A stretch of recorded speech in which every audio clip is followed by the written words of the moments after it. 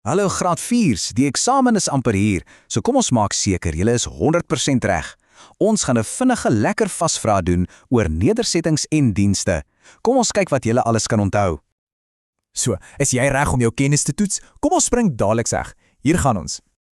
Reg, ons eerste deel gaan oor nedersettings. Dis 'n fancy woord vir die plekke waar ons almal bly. So maak seker daai dinkmisse is lekker styf vas. OK, eerste vraag. Wat is 'n nedersetting? Dink 'n bietjie. Wat's die maklikste manier om dit te verduidelik? Ja, as jy gesê het dis 'n plek waar mense saamwoon, is jy presies reg. Wonderlik.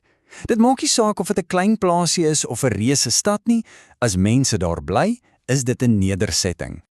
Goed, julle is warm. Volgende vraag. Ons het van 4 verskillende soorte nedersettings geleer. Kan julle hulle al 4 onthou? Probeer hulle in volgorde sê, van die kleinste tot die heel grootste. En daar het jy hulle. Eers die plaas met al sy oop spasie, dan die klein dorpie, dan die bietjie groter dorp en laastens die groot besige stad. As jy al 4 gekry het, wel gedaan. Julle is op die regte pad. OK, tyd vir 'n vinnige speletjie. Ek gee 'n leidraad en jy sê watter een dit is. Reg? Kom ons gaan. Eerste een, 'n plek met grond vir gewasse en diere. Dis natuurlik 'n plaas. Mooi so. Volgende een, die kleinste een met net 'n paar geboue. Dis 'n dorpie. Korrek. En die laaste een, die allergrootste soort nedersetting. Maklik, né? Dis 'n stad. Baie gedoen. OK, hier's nou 'n vraag wat jou 'n bietjie dieper laat dink. 'n Dorp en 'n stad. Hulle klink amper dieselfde. Maar wat is nou eintlik die groot verskil tussen die twee?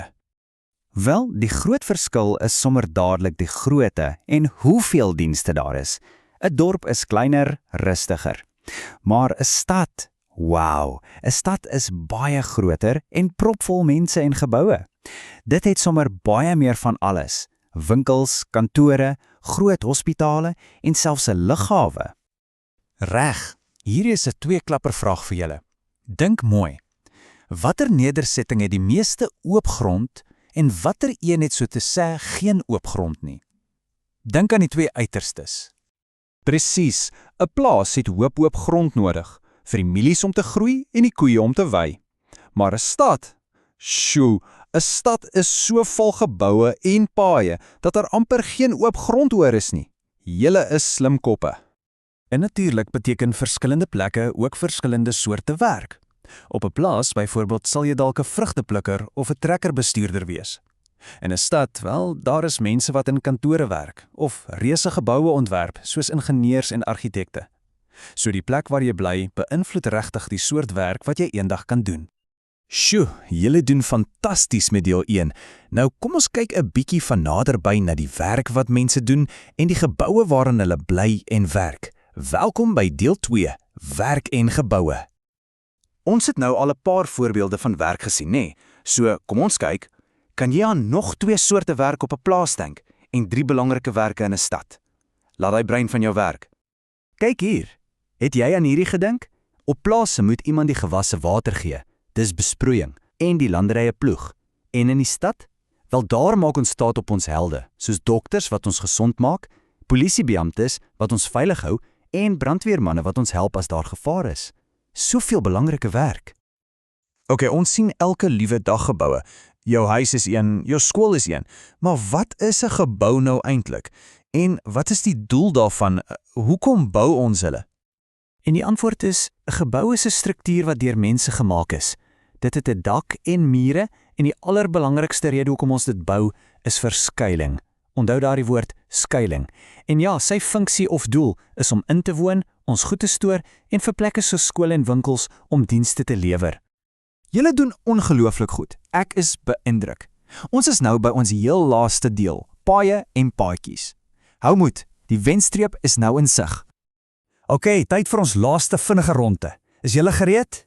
Hoe kom mense rond? Hulle loop, ry fiets of ry motor? Ja, waarvoor word paaie gebruik? Vir die vervoer van goedere en mense, korrek? Waarvan word besige paaie gemaak? Van teer, perfek. En wat noem ons paaie wat van grys en sand gemaak is? Ons noem hulle grondpaaie. Julle is vuurwarm.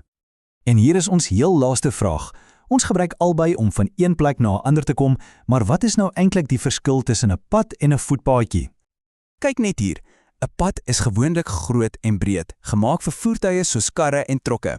Maar 'n voetpaadjie, dis baie kleiner. Dis 'n paadjie wat spesifiek gemaak is vir mense wat stap, vir fietsse en soms selfs vir diere. Motors mag glad nie daar ry nie, so die groot verskille is die grootte en wie dit mag gebruik. En dit is die einde van ons vasvraag. Sjoe, julle het dit gemaak. Ek is ongelooflik trots op julle. Jy het die hele vasvraag voltooi en jy het pyk gedoen. Dit wys jy ken jou werk en is nou reg vir die eksamen. So stap by daardie eksamenkamer in met jou kop omhoog, want jy is goed voorbereid.